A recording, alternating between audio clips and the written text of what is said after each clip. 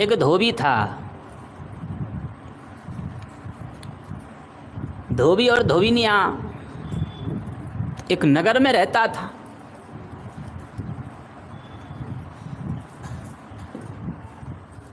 धोबी बराबर राजा के यहाँ कपड़ा खींचने जाते थे। बराबर बराबर तो पत्नी जाती थी, लेकिन एक दिन धोबी पत्नी की तबीयत खराब हो जाने के कारण वह धोबी खुद गया। अब धोबी जो हो पिताइएगा नहीं।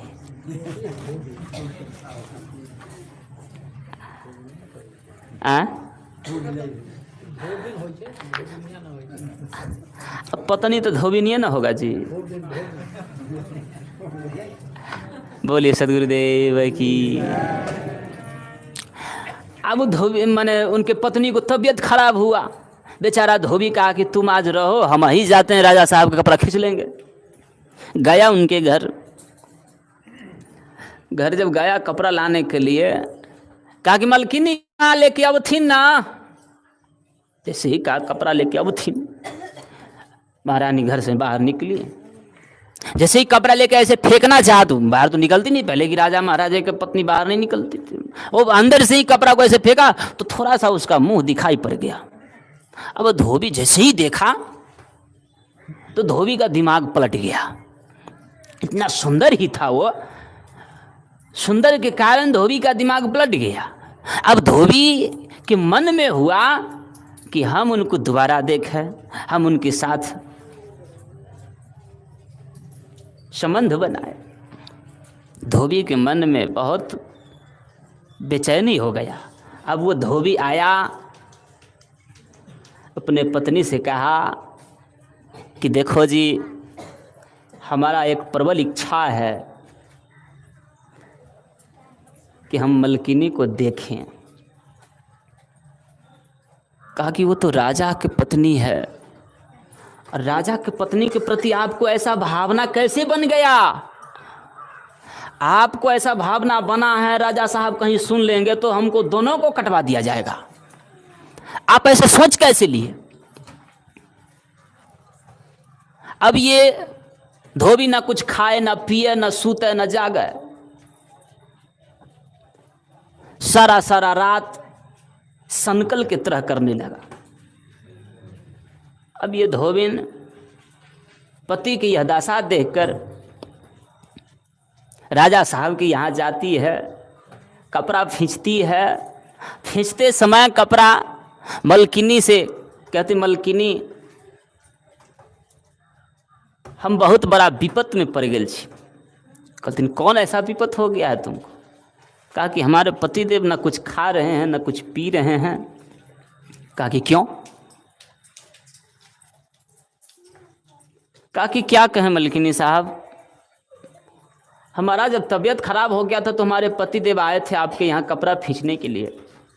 वो आपका रूप को देख लिया है। अब वो उसके मन में कुछ गलत भावना उत्पन्न हो गया है। वो आपको ही पसंद कर रहा, आपको देखना चाहता है, आपसे कुछ अभद्र काम करना चाहता है। कहा कि ठीक है, कोई बात नहीं है, लेकिन एक शर्त है। कहा कि क्या शर्त है? आप जो कहेंगे मलकिनी हम करेंगे, लेकिन एक बार हमारे पति को आप अपना रूप दिखा दीजिए। कहा कि देखो, हम वो रूप उसी हालत में दिखाएंगे, एक शर्त है। कहा कि क्या? कहा कि एक शर्त यही है कि 1.25 महीना तक वह एक घर में बैठे बिना अन्न जल के मेरा ध्यान करेगा, तो हम उसको वहां जाकर दर्शन देंगे।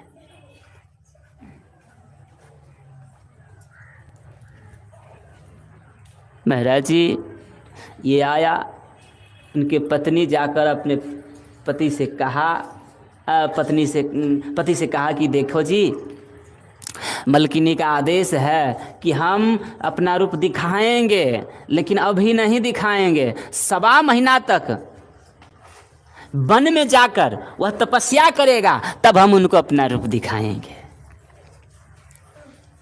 कहा कि कोई बात नहीं है, जो कहेगा मलकिनी हम करेंगे, लेकिन हम रूप दिखेंगे। अब ये धोबी गया, वन में जाकर एक झोपड़ी बनवाया, झोपड़ी के अंदर बिना अन्न जल के प्रवेश कर गया और 1.25 महीना जब पूरा तो ये तो ध्यानस्थ हो गया। ऐसा ध्यान लगा कि संसार से उसका वृत्ति ही खत्म हो गया। अब लोग एकदम ततार लगने लगा कि एक महात्मा बैठे हैं जंगल में, एक महात्मा बैठे हैं, उनका दर्शन करो, बहुत भारी महात्मा है, 1.25 महीना से बैठे हैं, कुछ खाते नहीं कुछ पीते नहीं। अब एकदम करमान लगने लगा, लोग दर्शन के लिए ललायित थे, दर्शन करने के लिए। अब वो धोबी का दर्शन करने के लिए ललायित हो गया लोग। ये बात माँ रानी को पता चला तो रानी ने कहा कि जहां तक धोबी का कुटी है वहां तक कपरकोट लगा दिया जाए।